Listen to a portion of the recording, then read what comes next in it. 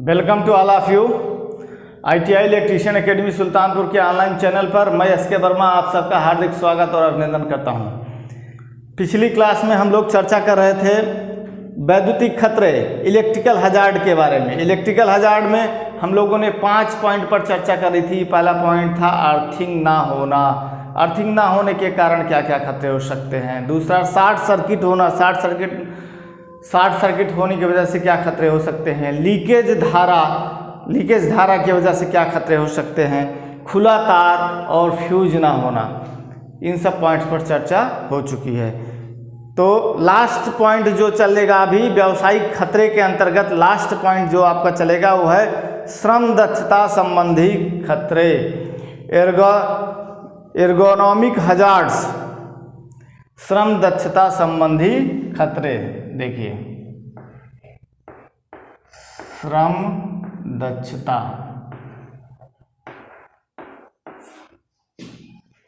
दक्षता संबंधी खतरे।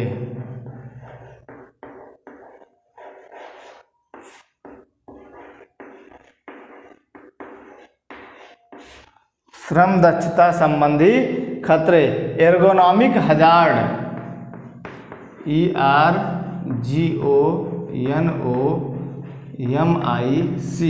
Ergonomic hazard.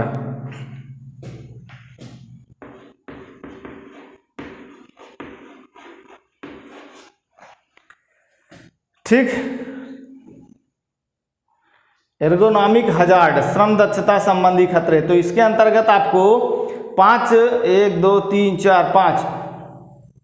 5 पॉइंट इसके अंतर्गत आपको स्टडी करना है। पहला है, अब सारे पॉइंट मैं लिखूंगा नहीं, बस 5 पॉइंट एक एक लिखते चलता हूं, बस थोड़ा थोड़ा बताना है, ज़्यादा कुछ समझना है इसमें। मैनुअल हैंडलिंग तकनीक खराब होना। क्या? मैनुअल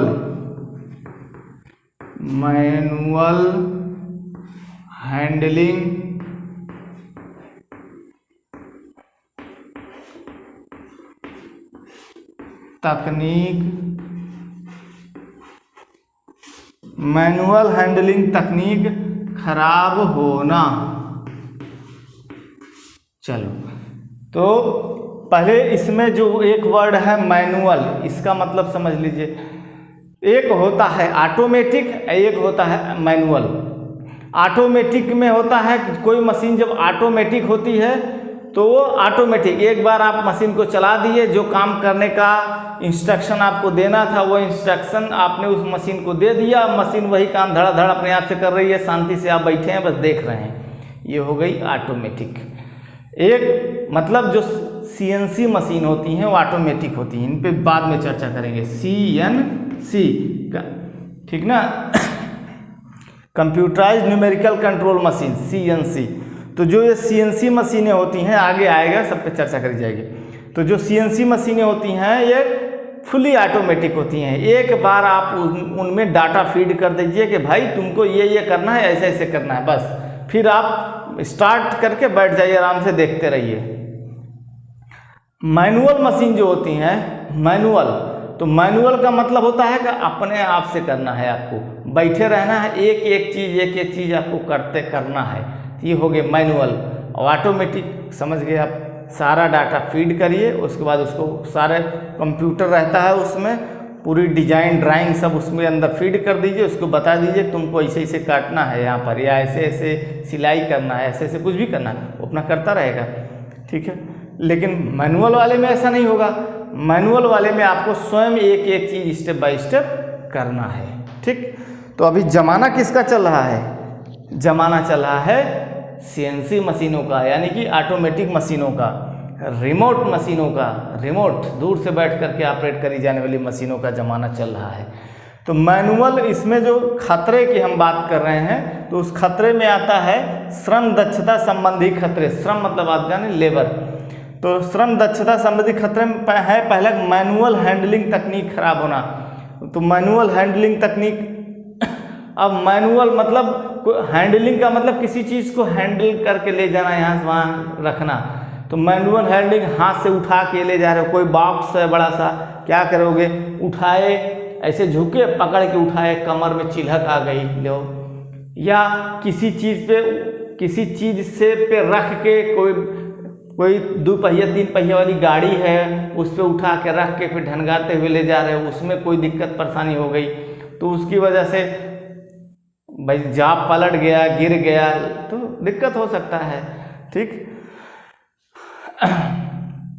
जैसे एक वो भी सिस्टम आता है चुंबक वाला, तो क्रेन होती है, क्रेन में चुंबक लगा दिया जाता है, क्रेन में हुक रहता है, हुक को बोलते हैं होइस्ट, क्रेन में होइस्ट ऐसे लटका रहेगा, होइस्ट में एक चुंबक बांध दिया जाएगा। चुंबक क्या करेगा, किसी भी लोहे की जॉब, मान लीजिए कि लोहे की जॉब है, उसको उठाना है, उठा के आसमान रखना है, तो बस चुंबक को इसके ऊपर रखेंगे, चिपका लेगा, चिपका के धीरे धीरे हम क्या है क्रेन को पकड़ के ले जा रहे हैं, वहाँ रख रहे हैं। लेकिन कहीं गलती से चुंबक ने छोड़ दिया तो चुंबक का तो समाप्त हो गया। तो अगर आप उसके साथ चल रहे हैं, पैरेलल आपके पैर पे गिरा, ले भाई पैर गया काम से, हो गया काम।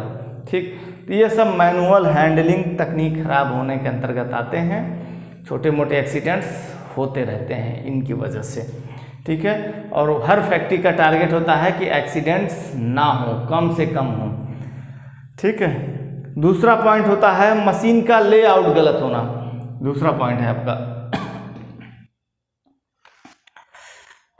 चलो, मशीन का लेआउट गलत होना।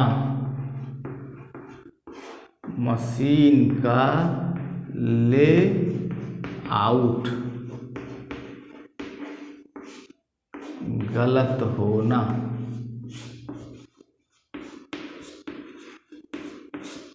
ठीक, लेआउट, ये वर्ड लेआउट, इसका हिंदी आप लिखना चाहें तो ऐसे बोल सकते हैं, खाका। ठीक, कोई भी चीज़ को लगाने से पहले उसका लेआउट बनाया जाता है कि लेआउट का मतलब इतनी लंबी, इतनी चौड़ी मशीन है, यहाँ गड्ढा होना है, यहाँ गड्ढा होकर के फिर उनमें फाउंडेशन बनेगा, RCC cement concrete count, foundation पर नट बोल्ट जाम किए जाएंगे, फिर मशीन वहाँ रखी जाएगी, उस पर नट बोल्ट से जाम करी जाएगी। तो मशीन का लेआउट ही शुरू में गलत बन गया है, सही नहीं बना है, तो मशीन प्रॉपर रूप से काम नहीं कर रही है, या ऐसा कुछ असुविधा उसमें हो रही है कि आए दिन बार बार कोई ना कोई एक्सीडेंट हो रहा है।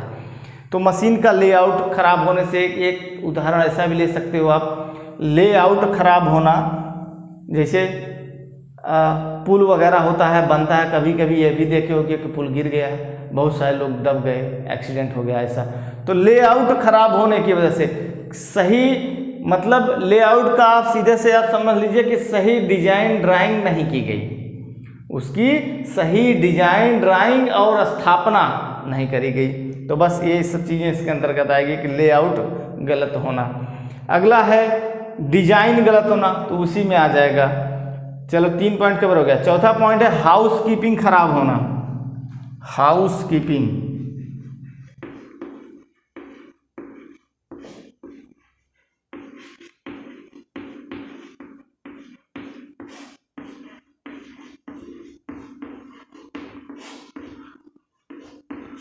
क्या खराब होना, हाउस कीपिंग। हाउस कीपिंग का मतलब क्या होता है, कुछ बच्चे नहीं जानते हैं, हर बात बताना पड़ता है ना, इसीलिए हम लेआउट पे अंडरलाइन मार दिए, मैनुअल पे अंडरलाइन मार दिए। ये सब वर्ड ऐसे हैं जो नए नए टर्म्स मिलेंगे आपको, नए नए टर्म्स, तो उन टर्म्स का मतलब आपको समझना है। हाउस कीपिंग, हाउस कीपिंग, हर हॉस्पिटल में एक हाउस कीपिंग डिपार्टमेंट होता है, हर होटल में एक हाउस कीपिंग डिपार्टमेंट होता है, आपके घर में भी एक हाउस कीपिंग का काम करता है कोई, चाहे घर की कोई आपकी मतलब माँ करती हो, पत्नी करती हो, या बहन करती हो, या भाई पिता, कोई ना कोई करता होगा हाउस कीपिंग।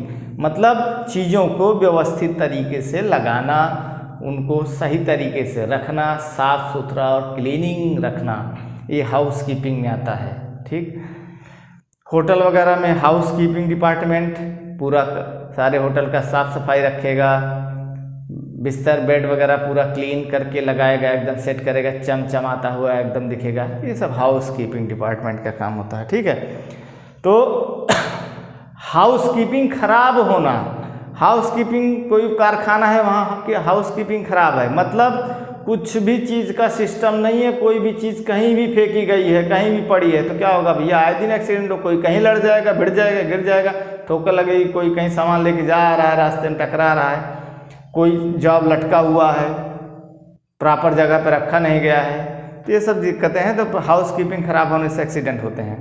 उसके बाद लास्ट पॉइंट है आपका गलत टूल्स। क्या है? गलत टूल्स।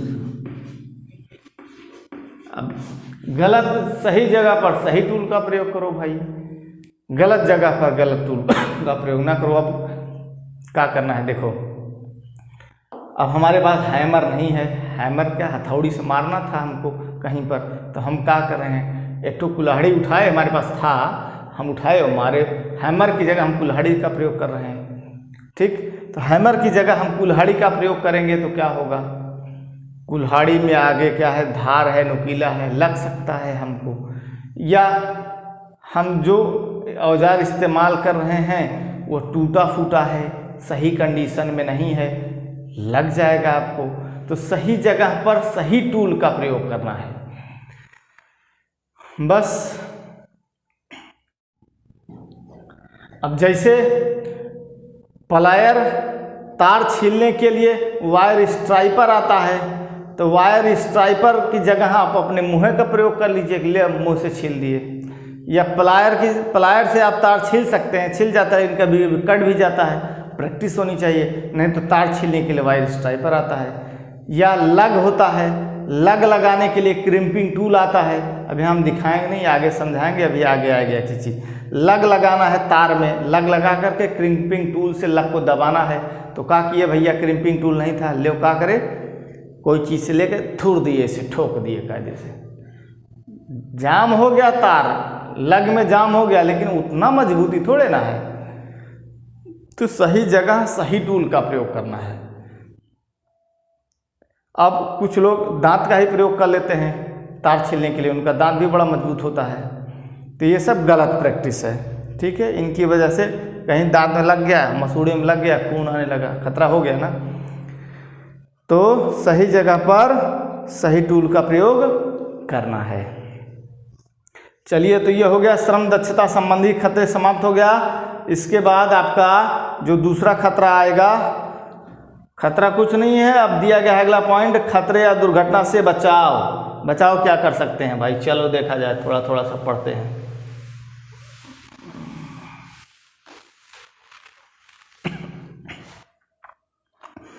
खतरे या दुर्घटना से बचाव, हम पॉइंट्स पढ़ रहे हैं, ठीक है। सब चीज़ें लिखेंगे नहीं, लिखेंगे तो फिर लिखते रह जाएंगे पूरे साल भर, कोर्स पूरा नहीं होगा। तो इसलिए जो ज़रूरत की चीज़ होगी वो लिखेंगे, वो आपको बताएंगे, वो आप अपने कॉपी में नोट करिए बस। तो खतरे या दुर्घटना से बचाव, हेडिंग तो पहले लिख देते हैं, खतरे या दुर्घटना से बचाव, प्रिवेंशन फ्रॉम हैजार्ड या एक्सीडेंट। तो खतरे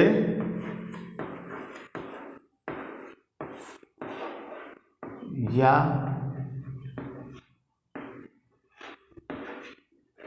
खतरे या दुर्घटना, घा इसको सही बना लीजिएगा, मिटाऊंगा नहीं अब। खतरे या दुर्घटना से बचाव, ठीक। Prevention from hazard, prevention PREVENTION, prevention from hazard, HAZARD, prevention from hazard oblique accident, ठीक। तो खतरे या दुर्घटना से बचाव, क्या क्या बचाव सब जान रहे हो, सब चीज़ें पढ़ चुके हो, वही चीज़ बार बार गोल गोल घूम के आ रहा है। एक बार पढ़ते चलो, कुछ काम की बात होगी तो बता देंगे बस। सुनिए ध्यान से, कार्य क्षेत्र में घटित होने वाली दुर्घटनाओं एवं खतरों से बचाव के लिए निम्न महत्वपूर्ण बातों को संज्ञान में यानी कि कंसिडरेशन में रखना आवश्यक है, जो निम्न प्रकार है, ठीक है। नंबर 1, सुरक्षात्मक चिन्हों को पोस्टर के रूप में लगाना चाहिए। सुरक्षात्मक चिन्ह अभी आपको आगे पढ़ाया जाएगा, सेफ्टी साइंस, जैसे रोड पे चलते हो ना, तमाम तरह के सेफ्टी साइंस आपको देखते होंगे, लेफ्ट राइट, आगे मोड़ है, अंधा मोड़ है, या क्या है, डाइवर्जन है, या दुर्घटना बाहुल्य क्षेत्र है, अंडरपास है, तमाम तरह का जो है साइन होता है रोड पे। ड्राइविंग लाइसेंस बनवाते समय ना सब पढ़ना पड़ता है। जब ड्राइविंग लाइसेंस जुगाड़ से ना बनवाओ, अगर सही से बनवाओ ना, तो सारे सेफ्टी साइन जितने भी हैं रोड वाले ना, सब आपको पता हो जाएंगे। तो सुरक्षात्मक चिन्हों को पोस्टर के रूप में लगाना, जो भी सुरक्षात्मक चिन्ह हैं, चश्मा पहनो, टोपी लगाओ, मास्क लगाओ, हाथ में ग्लव्स लगाओ, जूता पहनो, सबके साइन सिंबल होते हैं, वो सब लगाए जाते हैं फैक्ट्री वगैरह में, जगह जगह पर बीच बीच में। तो उसी को बोल रहा है कि सुरक्षात्मक चिन्हों को पोस्टर के रूप में लगाना चाहिए।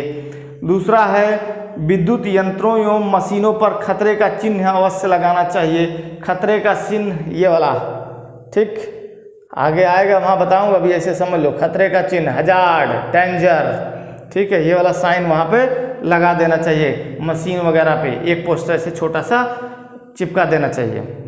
उसके बाद प्रत्येक मशीन के पास उस मशीन द्वारा घटित होने वाली संभावित दुर्घटनाओं से संबंधित सावधानियों का चार्ट अवश्य लगाना चाहिए।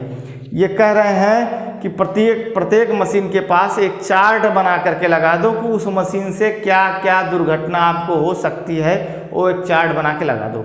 चलो ठीक है, गुड। चौथा पॉइंट है किसी भी मशीन को स्पर्श करने से पूर्व उसका अर्थिंग दोष अवश्य जांच कर लेना चाहिए।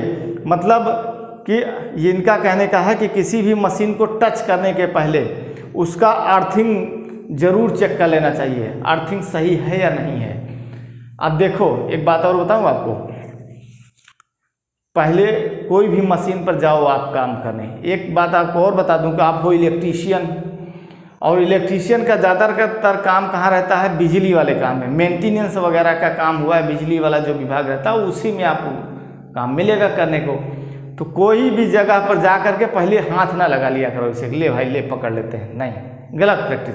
जेब में हमेशा एक क्या रखिए, टेस्टर। देखिए टेस्टर की बात लिए हम टेस्टर लिए हैं, हम हैं इलेक्ट्रीशियन, हम टेस्टर लिए रहते हैं अपनी जेब में हमेशा, एनी टाइम। ये हर प्रकार से सुरक्षा करेगा।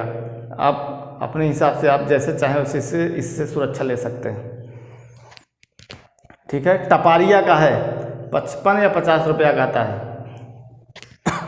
अच्छा भाई चलो, तब क्या है,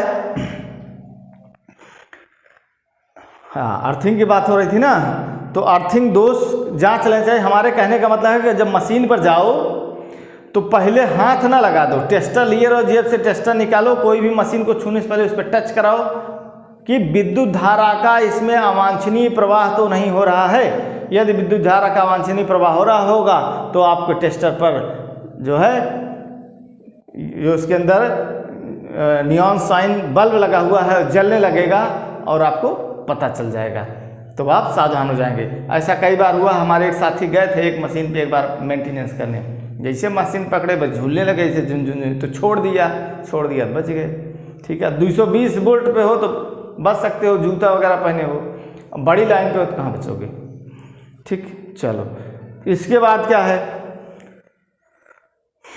अगला पॉइंट है आग बुझाने वाली रेत से भरी बाल्टियों को आग बुझाने के संयंत्रों से उचित दूरी पर रखें। तो जैसे कहने का मतलब है आग भी अक्सर लगती रहती है, तो एक जो है फायर डिपार्टमेंट होता है हर फैक्ट्री में। कौन सा?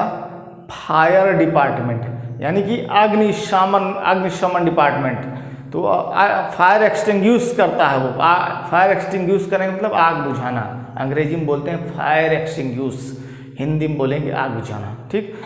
तो एक फायर एक्सटिंग्विशर या फायर डिपार्टमेंट होता है, उसका काम होता है आग बुझाना।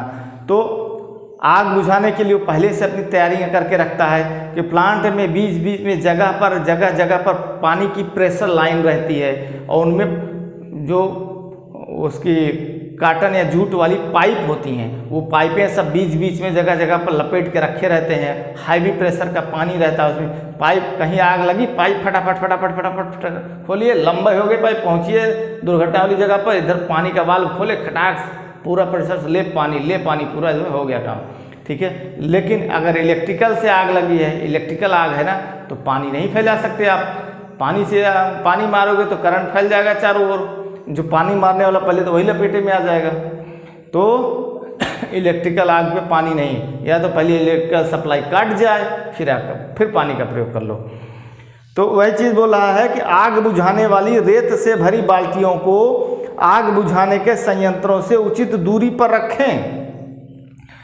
तो आग बुझाने के लिए रेत की बाल्टियाँ होती हैं, रेत यानी बालू से भरी हुई बाल्टियाँ होती हैं, लाल कलर से रंगी हुई होती हैं। उन बाल्टियों को क्रम से टांग दिया जाता है, रख दिया जाता है, और एकदम शुष्क पाउडर का काम करती हैं। कहीं पर आग लगी, एक बाल्टी ले उठा के फेंक दिए, हो गया, बुझ गई, काम खत्म।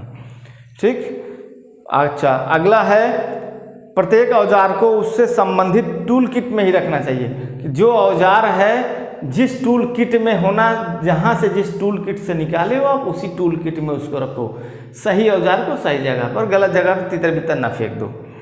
अच्छा, अगला है कि प्रत्येक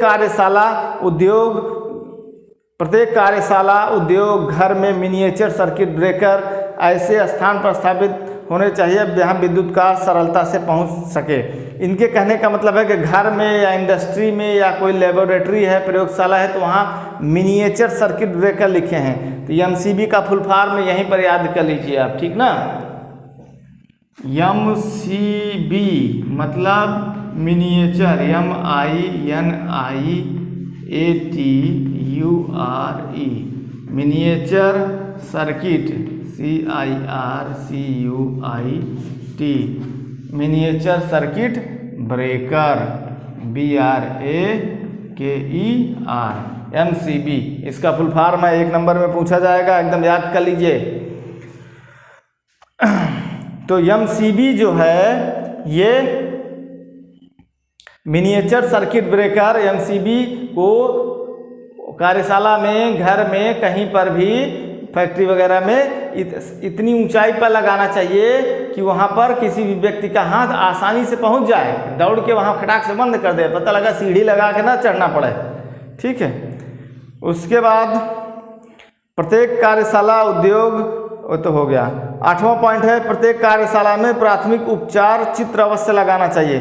तो जैसे हर फैक्ट्री में ना फर्स्ट एड किट, तो फर्स्ट एड कहाँ है, डायरेक्शन होनी चाहिए, फर्स्ट एड बॉक्स वहाँ रखा हुआ है, उधर जाइए भाग करके, बीच बीच में ऐसे रहना साइन बने होने चाहिए कि यहाँ पर इस डायरेक्शन में यहाँ पर फर्स्ट एड बॉक्स है, या इस साइड में हॉस्पिटल है, आप वहाँ जाइए।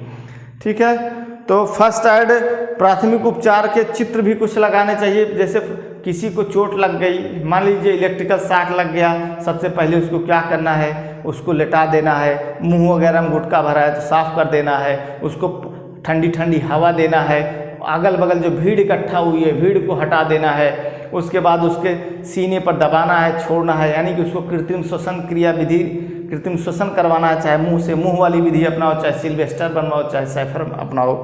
ठीक है, कोई भी एक विधि से कृत्रिम श्वसन देना है। ये हो गया। अब ये तो हो गया भाई खतरे या दुर्घटना से बचाव कैसे किया जाए। तो ये जो मैं बता रहा हूँ इन सब का मतलब कृत्रिम श्वसन की कुछ विधियों का पोस्टर वहाँ पर लगा होना चाहिए आपके वर्कशॉप में। जैसे किसी को बताना ना पड़े कि शायद कोई एक्सीडेंट हो जाए, तो फर्स्ट एड का मतलब क्या होता है, प्राथमिक उपचार। प्राथमिक उपचार का मतलब क्या होता है, डॉक्टर के आने से पूर्व दिया गया उपचार फर्स्ट एड कहलाता है। एक मोटरसाइकिल खरीदते होंगे तो आप फर्स्ट एड किट मिलती है, उसमें बैंडेज रहेगा, पट्टी रहेगी, बीटाडीन रहेगा, एक आध क्रीम और कुछ रहती है, ऐसे दिया रहता है सब। ठीक है, कार खरीदिए उसमें भी रहता है।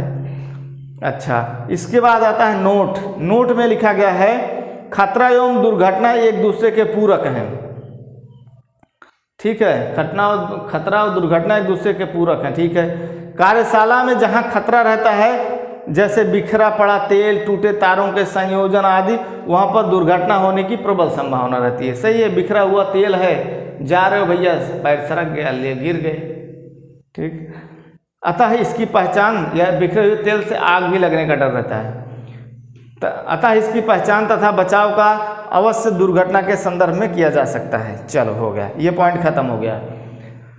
तो इसके बाद मतलब खतरा या दुर्घटना से बचाव हो गया, व्यावसायिक खतरे हो गए पीछे क्लास में, इस वाली क्लास में खतरे या दुर्घटना से बचाव हो गया पूरा कंप्लीट। इसके बाद आता है सेफ्टी। सेफ्टी यानी कि सुरक्षा। चलो, तो सेफ्टी क्या है, 2 लाइन लिखे हैं, उसको भी देख लेता हूँ। मैं ज़्यादा चीज़ें ना, ध्यान दीजिएगा कि मैं ज़्यादा चीज़ें लिख नहीं रहा हूँ, जो काम की बात होगी वही लिखूँगा, वही आप याद करिएगा बस, नहीं तो ऐसे सुनते चलिए आप। सुरक्षा,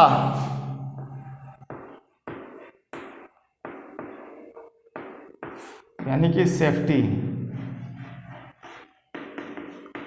और जो बुक से मैं पढ़ा रहा हूँ, इस बुक का आपका क्लास स्टार्ट होने से पहले आपके व्हाट्सएप पर जो जो पॉइंट्स उस क्लास में कवर किए जा रहे हैं, ठीक है, उस यानी कि बुक का उस पेज का पूरा फ़ोटो आपको दे दूंगा, ताकि आप वहाँ से जो नोट करना चाहें वहाँ से नोट कर लीजिए। बस हमारा काम है समझा देना जल्दी जल्दी, ऐसे एक एक चीज़ लिख लिख के समझाने पर बहुत टाइम लग जाएगा, ठीक है।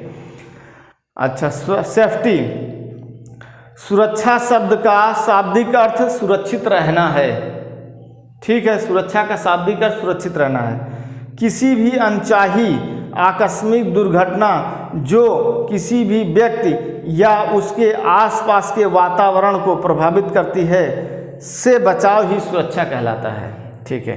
यानी कि किसी भी आकस्मिक दुर्घटना से बचाव ही सुरक्षा कहलाता है। किसी भी स्थान अथवा कार्यशाला में दुर्घटना से बचने के लिए विभिन्न सुरक्षा संकेत उपलब्ध होते हैं, वो मैं बता दिया आपको कि सेफ्टी साइंस जगह जगह लगाए जाते हैं। आगे के चैप्टर में सेफ्टी साइंस आएंगे, वहाँ पर मैं आपको एक एक सेफ्टी साइंस दिखाऊंगा और समझाऊंगा। अच्छा, इसके अतिरिक्त कार्यशाला में कार्य करते समय कुछ विशेष सावधानियां अथवा नियम भी वर्णित किए गए हैं, जिनका पालन करना अनिवार्य होता है। ये संकेत तथा नियम ही सुरक्षा की कुंजी होते हैं, ठीक है। कुछ नहीं बोलना इस पर, आगे बढ़िए। सुरक्षा नियमों की आवश्यकता, मतलब नेसेसिटी ऑफ सेफ्टी रूल्स, सुरक्षा नियम की आवश्यकता क्यों है, इस पे बताइए भाई। सुरक्षा नियम बनाने की आवश्यकता क्यों है, सुरक्षा नियमों की आवश्यकता।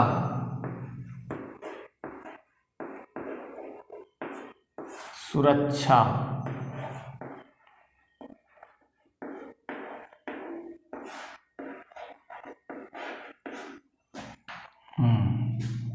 सुरक्षा नियमों की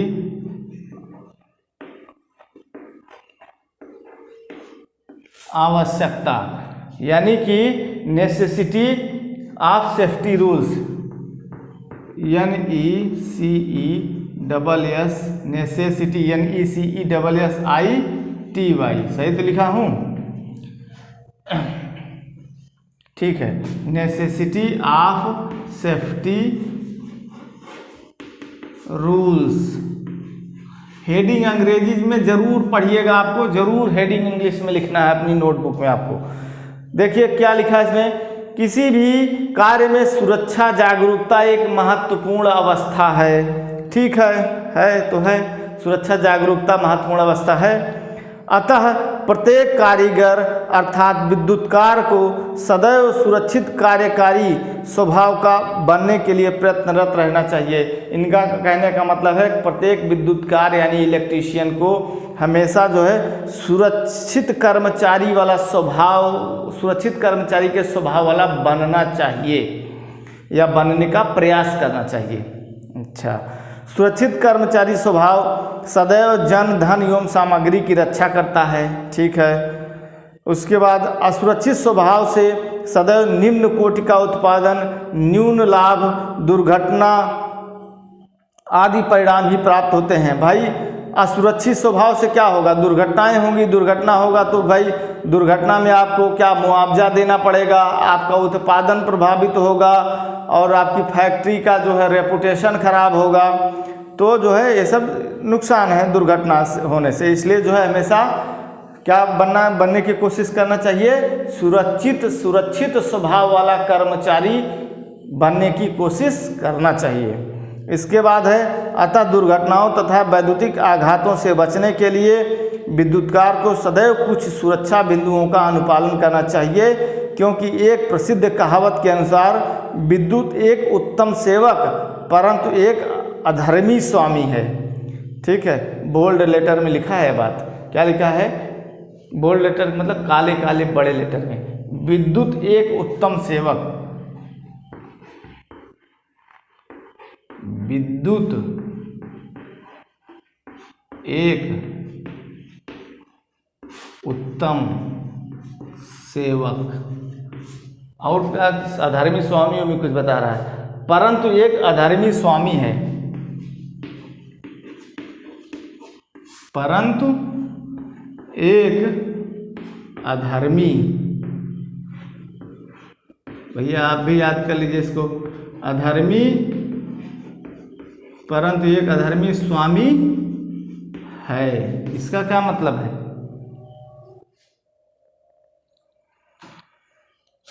विद्युत एक उत्तम सेवक परंतु एक अधर्मी स्वामी है। अच्छा, तो इसके आगे लिखा है, अतः विद्युतकार द्वारा समय समय पर इन सभी सुरक्षा नियमों को सीखना चाहिए, उन्हें याद रखना चाहिए तथा उनका अभ्यास करते रहना चाहिए।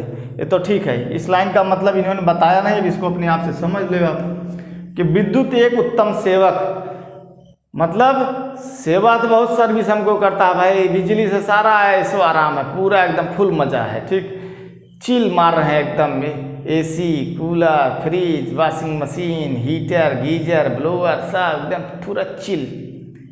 इलेक्ट्रिक से चलने वाली गाड़ी भी आ गई, पूरा एकदम मतलब इलेक्ट्रिक पे डिपेंड होते जा रहे हैं। अब विद्युत एक उत्तम सेवक है, हमारे लिए बहुत अच्छा सेवक है ना, परंतु एक अधर्मी स्वामी भी है। स्वामी मतलब मालिक, अधर्मी, ठीक ना, अगर आ गए उसके चपेट में तो फिर छोड़ेगी नहीं। चलिए, तो ये पॉइंट ये भी खत्म हो गया। इसमें क्या लिखा हूँ, कुछ ऐसा है नहीं, कुछ इंपॉर्टेंट लिखा हूँ, ये बोल्ड लेटर में जो लिखा है लिख लेना। एक कहावत है तो आप भी लिख लेना, कहावत जानते रहना, कहीं बताने के काम आएगा कि विद्युत एक उत्तम सेवक है परंतु एक अधर्मी स्वामी है। अच्छा, इसके बाद अगला पॉइंट जो चालू होगा वो है साधारण सुरक्षा नियम, जनरल सेफ्टी रूल्स। चलो, जनरल सेफ्टी रूल्स, उसमें है पॉइंट, पहला पॉइंट है स्वयं की सुरक्षा, दूसरा पॉइंट है मशीनों की सुरक्षा, और तीसरा पॉइंट है कार्यखंड की सुरक्षा। अच्छा, और फिर बस बात खत्म। अब यह कि काफ़ी लंबे में है, धीरे धीरे करते हैं, तो नेक्स्ट क्लास में इसको शुरू करते हैं। साधारण सुरक्षा नियम, जनरल सेफ्टी रूल्स, तो इसमें 3 पॉइंट पे कवर होना है। स्वयं की, पहले तो स्वयं की सुरक्षा करो, उसके बाद मशीन की सुरक्षा करो, उसके बाद कार्यखंड की सुरक्षा करो। कार्यखंड का मतलब जो जॉब आप बना रहे हैं उसकी सुरक्षा करो पहले, ठीक। तो पहले अपनी, फिर उसके बाद मशीन की, फिर उसके बाद जो जॉब आप बना रहे हैं उसकी। तो चलो इस क्लास को यहीं ओवर करते हैं। Thank you for watching my video. अच्छा लगा हो तो लाइक, शेयर एंड सब्सक्राइब जरूर करें। मेरे फॉलोअर्स का मैं थोड़ा बढ़वाइए आप लोग, ठीक है। Thank you for watching my video.